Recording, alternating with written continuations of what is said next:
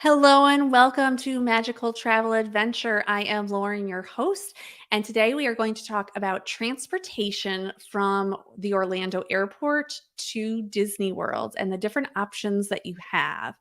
If you are new to the channel, I am Lauren. I am a travel advisor specializing in Disney, Universal, and cruising because that's what I've done my whole life is travel to these locations. And if you are here, this is a channel that's going to better help you when you are planning your Disney, Universal, or cruise vacation so that it is not so stressful. And if it still seems stressful, then you reach out to me and I can definitely help you. So let's talk today all about transportation from the Orlando airport. If you've ever been to Disney World in the past, since early 2020, there used to be this awesome thing called Magical Express, and it was a bus that would take you for free from the airport to your resort hotel. They would get your bags and they would magically show up in your room later that day. Well, guess what? That's not an option anymore. So let's talk about options that do work because now all the options, unfortunately, are paid options. And depending on your situation, you might want a certain transportation. So let's talk about that.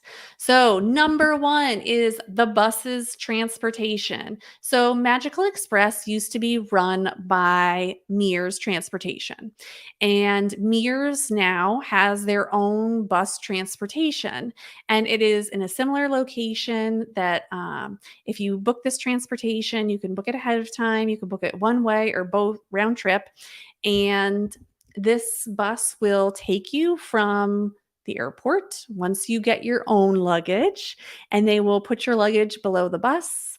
And you will then go to one, two, or three other hotels on your way. So it is not direct from, let's say you're staying at Yacht or Beach Club. They might stop at Boardwalk and Art of Animation and then go to Yacht and Beach Club afterwards. So you do not know when you will get to your resort. You just make your appointment, then you give them your flight information ahead of time, pay for your tickets, and then show up and they'll put you on the next bus that's going to your area of Disney World.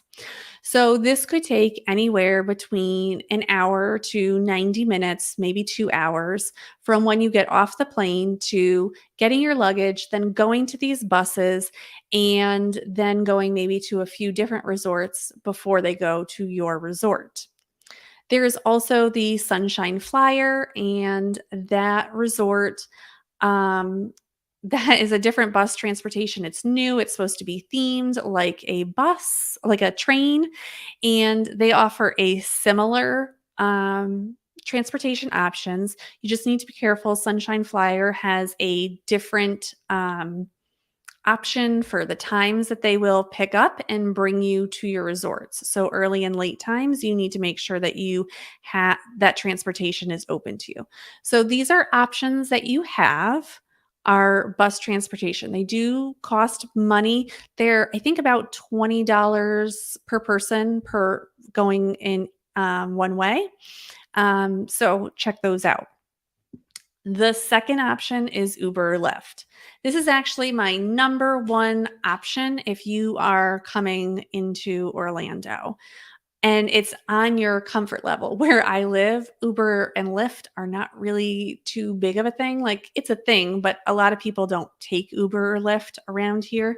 We kind of live in a countryer area, so it's not like city where it might be, you might use it more. If you are not comfortable using Uber or Lyft, then do not do it. I think if you're a single person traveling, you need to make sure that you're being careful of what you want to do. But Uber or Lyft, you can call an Uber or Lyft through the app, and then they will tell you to go outside to let them know what area you're in. And if you walk outside of where baggage claim is and go to where it says like car pickup or whatnot, you just tell them like I'm at number 16, and then they'll, or in this case 14 because that's what we're talking about here. They know then that okay, you're outside number 14, so they know where to go, and then they can bring you straight to your resort. I like this option for people who don't need car seats, who are maybe a family of 4, a family of 3, and I think that this is a good option for you because this will help you to get to your resort faster, not waste as much time trying to wait for a bus or things like that. And it can be more economical. So, Uber or Lyft, just like everywhere else, has surge pricing. So you can kind of decide, is this going to be helpful for me? Because right now it says Uber or Lyft costs, $50 to get to the resort. But, the 3 of us could get on one of those Mears or Sunshine Flyer buses, and it would be less money. So you want that cost in the back of your mind, and you wanna know, is that cost gonna be worth it to me to pay or not pay? If you need a car seat, I would not pick this option, um, especially if you need a rear-facing car seat. This is not an option for you. Some Uber or Lyfts will offer you a front-facing car seat, and you'll need to see if that's one of the options there, and that is obviously at your risk. You need to make sure that you would know how to install that car seat. It's not guaranteed that that person will install the car seat for you. You also need to call a Lyft that will actually fit you all. You cannot call like a small sedan if there's 5 of you and it only sits 4. You can't call Uber or Lyfts that don't fit you. So just understand that's an option. I do this option when it's just myself, or if there's other people at the airport and we're all going together at a certain time. I don't do it when I have my son, who's 4. I do different options for that, but I don't do this option. I I like it when it's just well, I'll talk about the next one is more about, like, what I normally do, but I do this, especially if I have a flight and I wanna stay a little later, if I wanna leave Disney World later, then I will take an Uber or Lyft. It's just easier for me, and I just like Uber or Lyft better sometimes. Number 3 is you can rent a car or do Turo. And I know the first question everyone's gonna ask me is, "What's Turo?" Um, so Turo is basically the best way to explain it is Airbnb for cars. So you can basically rent someone's car and they will bring it to the airport and drop it off to you, and then you will have a time when you will return that car to them, and they will just pick it up from you from wherever you say. It could be departures at the airport. It works very similar to Uber or Lyft, where they would pick you up and drop you off in the same location, so it would be right where you needed to be. With that, you have to understand that each person is their own entity. So each person is renting out their car. Some are better than others. I have a specific person that I use from Turo, and she's great. And I just, it works out for me because she'll pick me up right. She'll drop the car off right when I walk out. And then when I need to drop it off, she just picks it up right from me at departures. And there you go. That is something that I do often. I like when I'm going by myself, I like to have my own car because I do other things. I look at other things. I'm going between Universal and Disney often, and I just find that that saves me some money and time. I also like to stop at the grocery store to pick up groceries if I don't have time to order them. Sometimes I just like to go to the local Targets and Walmarts to see what kind of Disney merchandise they have there because they do have them. And so sometimes that's just easier for me. You also can rent a car. There are, all the common rental car areas are there. They're downstairs where you can pick up all the other bus transportation and things like that. With that being said, you can waste a lot of time if you don't pre-register online. So a lot of these places you can just get there. If you pre-register, you can get there, walk to a wherever their cars are located, pick a car in a certain location, get your stuff in the car, and drive off. Otherwise, you could be waiting in a very, very long line. Oftentimes, there is one person working at every location. Sometimes there's 2 or 3, but it's only at busy times and if they're fully staffed. I don't think I've ever rented a car actually from the Orlando airport.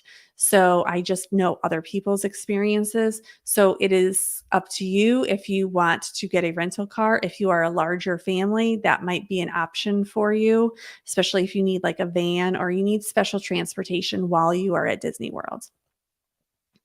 Of course, I went all the way to the beginning. I feel like it does this every time I do this.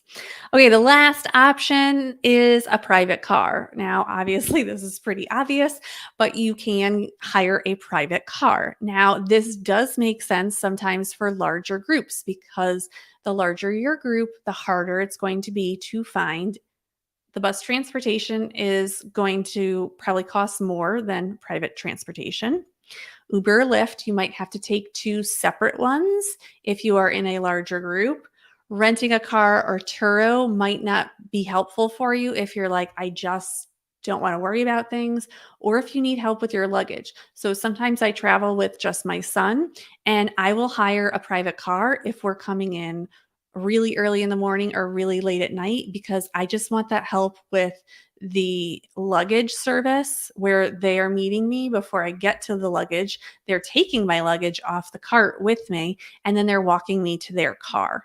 I sometimes like that when, especially if it's just my son and myself, when we're traveling, it just makes me feel a little safer that, we're in a group, we're all together, and that's just the way it is. Because sometimes we fly in later at night so that we can get in as much time as we can then the next day in the parks.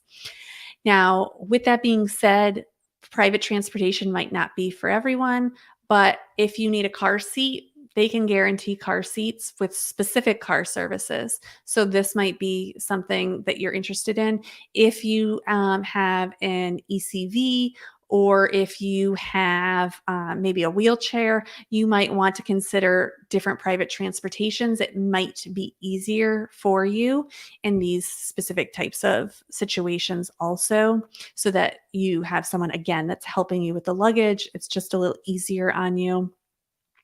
And you don't have to take it both ways. You can, for the most part, interchange all of these things in your travel. You might take the bus one way and then take private transportation, or Uber Lyft one way and then private transportation, or Uber one way, Lyft the other. Or maybe halfway through your trip, you order a Turo to come and then you're going to drop it off at the airport because you just find that having a car is something that you need halfway through your trip. So it's not like you have to do anything. If you're the bus transportation, pretty much you can sign up the night before if you wanted to, or you can book it in advance. Most of these things will allow you to cancel about 24, 48 hours before your trip. So you can use that and just figure out what it is that's going to make it the easiest for you. I always just decide what's the easiest going to be for us, and that's what we end up doing. So I hope that this helps you with your planning of your Disney World vacation, and hopes that you understand how you can get from the Orlando airport. Sometimes we call it MCO because those are the three initials that the Orlando airport goes by. No idea why it says MCO, but it is MCO. So that will help you the next time you go to Disney World. Please let me know if you have questions below, and hopefully I can help plan your magical vacation. Bye.